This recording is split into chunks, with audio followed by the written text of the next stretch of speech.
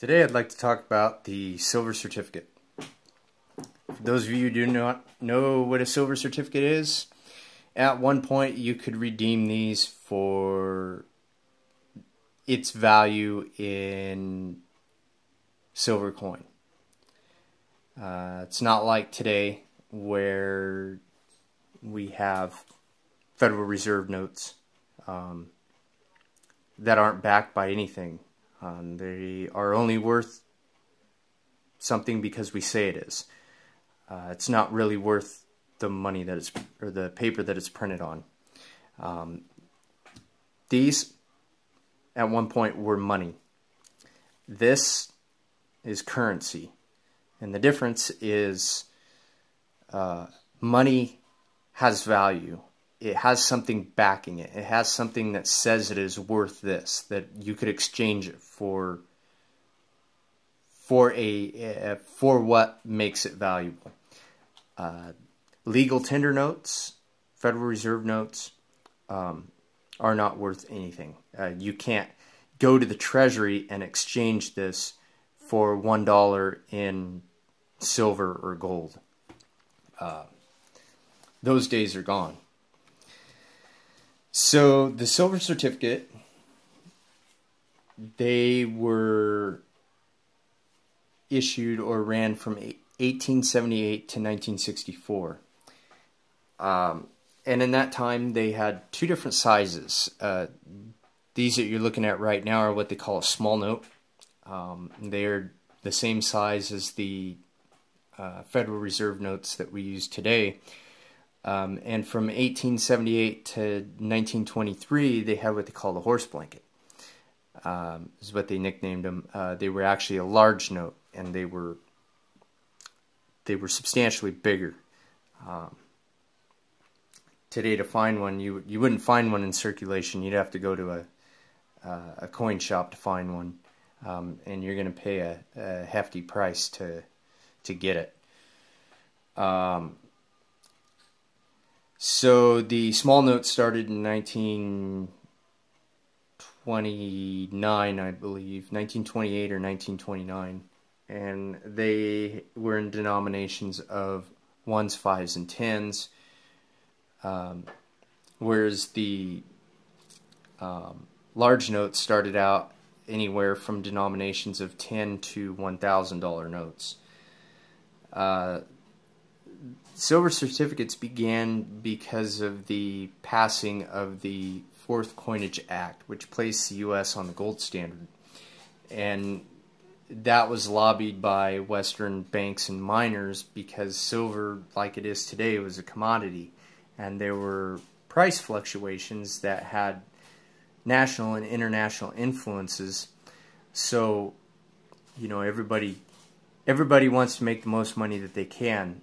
So these, especially the silver miners, lobbied to get us back into the bimetallic standard. If you don't know what that is, look it up. Look up the coinage acts. This video is not intended to go that deep. So the Bland-Allison Act of 1878, that gave the go-ahead for the U.S. Treasury to buy anywhere from $2 to $4 million a month in silver bullion. And when these first started being used, they were only redeemable or good for public debts against the government, customs, taxes, etc. And then the National Banking Act of 1887 gave these a private status. So if you read here, this certificate is legal tender for all debts, public and private. They didn't used to say that. And in 1886, they started making the $1, $2, and $5 denominations. So in 1934, the obligation changed for the Treasury to maintain silver coin to silver bullion. So when you redeem these, you weren't going to get coin anymore, you were going to get bullion, whether it be bars or granulates, something other than coinage. And if I'm correct, that changed what it said on here. This certifies that there is on deposit in the Treasury of the United States of America $1 in silver payable to the bearer on demand. So at the Treasury, there was face value that you could redeem these for. So if you're new to or want to know on these and on any money here in the U.S., you have a series date, any paper money. And this in this case is 1957A. So the date on here is not necessarily when it was printed or released for circulation. What it depicted was a design change. So anytime something changed on here, as far as the design goes, then the series would change. The letter depicted if there was a signature change. So if you had somebody leave office or come into office and that signature changed, then the letter would change. So the 1935 series went as high as H, starting with A. And the issue dates for the 1935 series went as late as 1963. So something to look for on these if you get into looking for silver certificates. The best way to find them, the cheapest way to find them, I should say, is to go to the bank and ask for a strap of ones. Or you can just walk up to the bank teller and say, hey, I'd like $100 in ones, because that's what a strap is. It's $100 in ones. The easiest way to find them, it's not the cheapest, is to go to a coin shop or dealer and ask for silver certificates. But be aware you're going to pay a premium on them, especially if they're in good condition like this one is. So get out there, do strap hunt like I do. You find some interesting Federal Reserve notes. There's other things that I'll cover later. But with these, when the bank finds them, when they come in out of circulation to a bank, they get shipped back to the Treasury and destroyed. So that's our history that's slowly being destroyed by our government. So if you find them, keep them. You can resell them on eBay or other places. There's people out there that buy them, that look for them. I do. So a few things to look for. The 1928 A and B series. On the serial number they had X and B and Y and B, and those depicted the serial number range when they experimented with different kinds of paper in the printing process.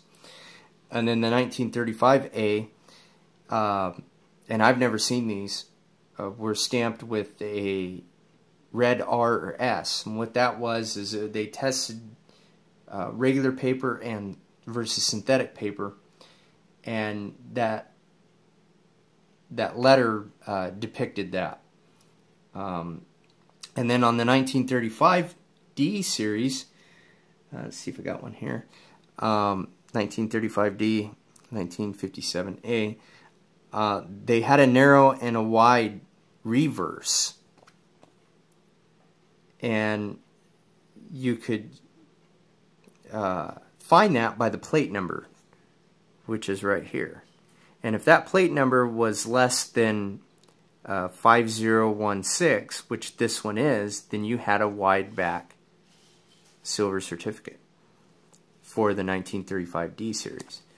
So we'll line this edge up here.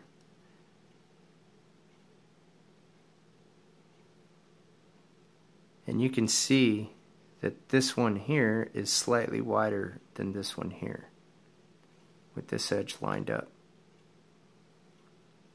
So that would be a wide note. and you can look at the plate number. It said it has to be less than 5016. 1935G, in the middle of that run, middle of that series, they added "In God We Trust," the motto. So this is 1935D, and there's no motto. 1935G with a motto. So something to look for. And then they had a release of 1933 series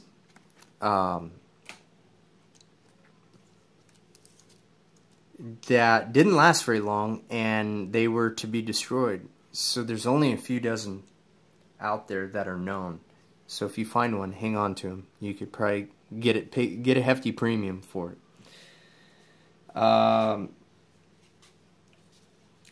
So the end began on the silver certificate in 1963 with the passing of the Public Law 88-36, and that took away or repealed the Silver Purchase Act of 1934, 39, and 46. It also repealed the authorities of the Secretary-Treasurer, and it amended the Federal Reserve Act, and it allowed the Federal Reserve to issue 1 and 2 denomination bills. And in 1968, you could no longer redeem a silver certificate for its face value in coin or bullion silver. So, I did this video because there's not a lot of history lesson on YouTube for the silver certificate. I also, if the government's destroying historic banknotes for whatever reason, if you find it, pull it out of circulation and keep it, because that's our history. There's a soft place in my heart for these. I love them, so I keep them, and you can depict them when you're strap hunting by the seal. They'll be blue. Later on, I'll do one of emergency issue silver certificates. In this case, this is a Hawaii note, and we'll go over these. So I wanted to do this. Anyways, I hope you found it informative. Like and subscribe to my channel, if you would please, if you like the content. And I'll see you on the next video.